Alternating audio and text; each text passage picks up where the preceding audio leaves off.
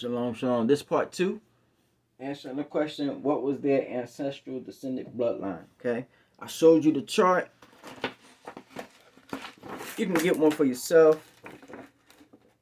You know, find out, go through the names, do all that. But here's the problem with the bloodline. Okay, when His Majesty Yahshua HaMashiach came in the fullness of time, between zero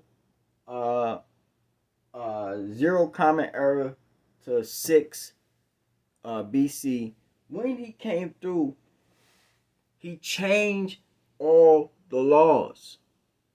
What I mean by laws, meaning the spiritual law that your bloodline, right, mattered when it came to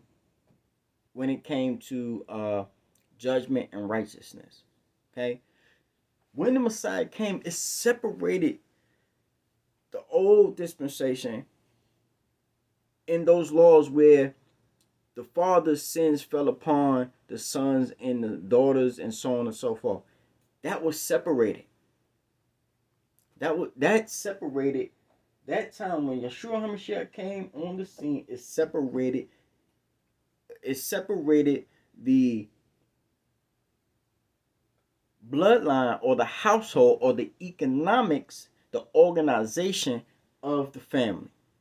Okay? During the old time, family was the whole bloodline. During this time, you are the bloodline. You understand? Those who came before and those who coming after have nothing to do with your point in this time. This was family, right? Family judgment. When the Messiah came, it became individual judgments. You understand? It became the common era. That means there was a universal custom in the world. That's when the Romans took over, they brought in the common era. Universal customs. You understand? Meaning their intellect has now come up to a higher understanding of how the kingdom of heaven works here on earth. Not saying that they do a good job, but they have the laws and they have the facts. They know what to do, even though they skew it and play games on a scale. You understand? But they have the laws. They understand what's going on. This is why slavery had to end. You couldn't be your daughter couldn't be a slave because her father was a slave or her mother was a prostitute. That ended. That system ended. We came to the individual dispensation, the one-on-one with God. That's what the rending of the veil is all about. That you're coming into the one-on-one presence with God. You have that opportunity. In the old time, you had to go through someone. You understand? There was a patriarch or matriarch that was there to be the either the scapegoat or the guilty party for the sins of the family. That's why the bloodline no longer holds much weight when it comes into the era that we are in now.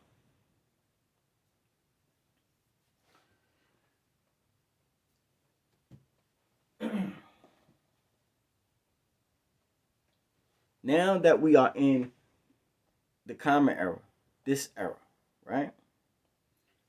The Messiah says, and it's in Luke 13:28. You know what? Let me I'm gonna read 27. And he will answer, I tell you, I do not know where you are from. Depart from me, all you evildoers, right? In this time, the Messiah was talking about those who kept saying that they was in the bloodline. They was in the bloodline of Abraham, Not understanding that Abraham, right, is the beacon, right? Abraham is the beacon for all nations, right? He is the patriarch for all nations, right? Individual, right? When we equalize it with the Messiah becomes the king, the patriarch, the prophet, and the priest for all nations. You understand? These are the two that you have to understand first. Not Isaac and Jacob. You understand? Abraham and the Messiah. That's why they say Abraham. Why didn't they say Moses? Why didn't they say the lawgiver? You understand? He said that all the prophets will be in the kingdom, right? He said all the prophets will be in the kingdom, but he put an emphasis on Abraham. Because Abraham is in a different status. Abraham was removed from his family. His family was in the old dispensation of time. You understand?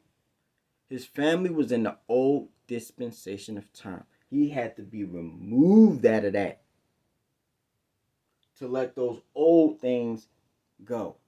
That was a sign of being individual, walking with God, being a friend with God, having a one-on-one with the Almighty. That is the difference between the old and the new dispensation. You have an opportunity to come to God face to face. You don't need a patriarch, a priest, or anyone to intervene for you to come to the throne. That's the difference.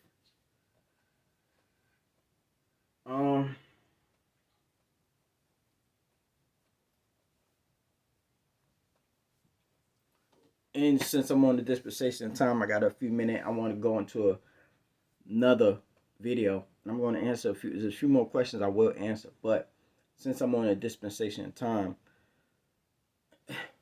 we are at the end of the age, okay? We are at 77 years, right? Starting from 1945.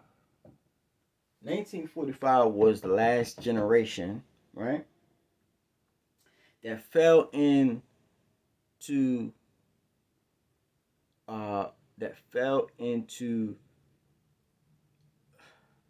the old system of Babylon, okay? Because we're entering into a new, partially resurrected Holy Roman Empire, Babylon, okay? Hegemony, a multipolar world is coming. But before we get to that multipolar world, the last evil empire has to reign, okay? And this is going to be in these last 6 years. Actually, the effects of it will last until 2035, but from 2022 September, right? 2, 3, 4, 5 to 25 September is the last 3 years of the end of the age of the wounded Holy Roman Empire, okay? Because by 2025, the Holy Roman Empire will be back in power. Okay, they're already making their way. Germany is getting their money. It's going to take them about 2 years to be able to really respond to Russia. And by that time, we will be in the last